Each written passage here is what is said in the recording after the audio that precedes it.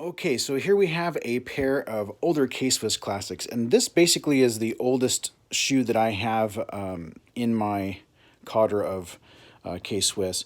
So this pair right here, one of the ways that you can tell, let's say you're on Mercari or on Poshmark and you're looking at an old pair of K-Swiss classics, one of the things you want to look for to see if it's an older pair, it's not necessarily this sole, but if it's a lower sole, it's a little bit, smaller, this is indicative of an older pair, but also the biggest giveaway is the insole. So if you open up the inside of the shoe and you look and you see this blue perforated insole, that is an older pair of K-Swiss.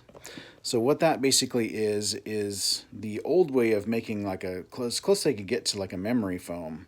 So that is the older version. So if you look at the insole and someone shows you the insole, make sure that if you're looking for an older pair, that it's these perforated for the classic. So this is an old school classic. This is a shoe that I bought that was used. I cleaned it up really good. I changed the laces because the laces were just trashed on them. But I actually painted these white, put a clear coat on the top of them. Just wanted to have a pair of classics that I could show. So coming in about 2015, 16, that era, I guess the best version that I can show you is the AAPE, which is kind of it was BAPE, which is a version. APE is a version of BAPE, and this is a very, very heavy shoe. And so what they did was they made a very heavy compounded rubber, and the insoles are, these are APE. But if you look at the inside of this shoe and you look at the design and you look at how this shoe is made, the biggest difference in this is that it's a very, very heavy shoe.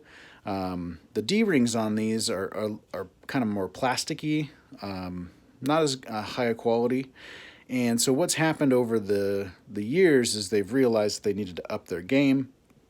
The leather quality on these is but it was a great collaboration they did back, I think, in 2015 or 2016. So more recently, K-Swiss has come up with this Classic 2000. And notice this has a much deeper, heavier midsole. This is a one-piece sole, but you notice the midsole is much, much deeper. And then if you look on the inside, they have the regular blue K-Swiss insole, so the 1966 insole on the inside. So a great version. You also notice that on the 2000s that they have this really high back heel cap. Versus the older versions don't. So if you look at these, they don't have the higher tail cap. And then when you get to the 2000, basically the Classic 2000, they have this much higher, cool heel cap with the shield on the back. So what I really wanted to show you guys on this video is this is a sample pair that I picked up at K-Swiss while I was just down in LA, and Brian, the vice president of manufacturing there, wanted me to have these as a pair for me to wear and kind of show them, tell them what I felt about them. Two major things that they changed is the compound here. So it's still a little bit heavier sole, but it's not as big and thick as heavy as the other version, the 2000. And I think that they're going to be calling this one the lightweight because, man, this shoe is super lightweight. They have changed the compound for the midsole. It's a lot lighter weight shoe. It still has the same insole on the inside. I think it's actually a little bit more of a memory foam. It's a little thicker, a little bit more of a nice feel on the inside. And I don't know if I can show this very well, but what they really changed, which I really love, is the breathability of the shoe by perforating the tongue. They've also added a little bit more thicker, spongier material on the tongue. So this allows this shoe to breathe a lot better. It still has the three-piece toe. It still has the D-rings. They didn't want to change the look of it all too much, which is a great thing because this is their #1 selling shoe year after year. But if you look at this shoe as a whole, if this is something that you're looking to purchase year after year after year and setting with the trends with higher quality materials, much lighter weight shoes, so you don't have this big heavy clunky thing. This is a 2000 that I had custom built last year just to update with the BAPE colors. Really nice shoe there. And then So anyways, it's the 2000 with that bigger, thicker, heavier sole. It's a little bit smaller. I think the biggest thing that they changed, which I really, really like, is in the Classic, I'm typically an 11.5, but the reason why I would normally in the Classic get a 12 is because of the width of the shoe. And so if you look at, let's put these side by side. So this is the new version. This is a size 12. And you'll notice that this shoe is about the same width as this, but I had to go to a 12 to get to that width.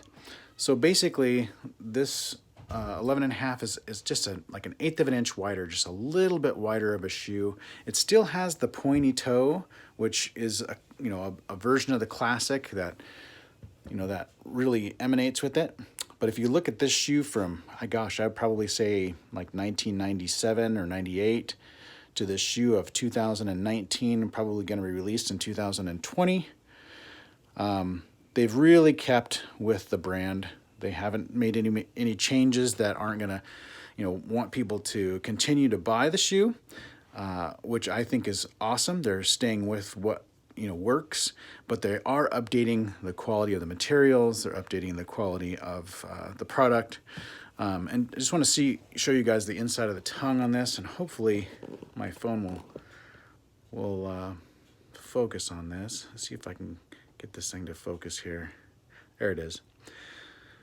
This is not for resale, made in Vietnam. This is basically a spec sample, and what they do is they make an X number of pairs, probably a full-size run of these. They hand them out to employees. They hand them out to people like me that are huge collectors, and they have us wear them and then report back to Brian and say, hey, we really like this. My daughter was sent the pair before this, and the material on the inside was a little bit scratchy, so they decided to scratch that and go back to the leather on the inside. So I really enjoy this shoe. I think if they produced this shoe, I would buy tons of them in every colorway they had available. I really like the fact that they went to the lightweight sole. I really love the fact that they've increased the comfort on the inside and the width and also the breathability. Made a lot of great changes, but didn't change the overall look. K-Swiss, you're killing it. Love you guys. Appreciate all of the hard work that you're doing. If you have any questions about any of these, or if you have a question, please leave a comment below. Please like and share, and I appreciate everything you all are doing. Talk to you soon. Bye-bye.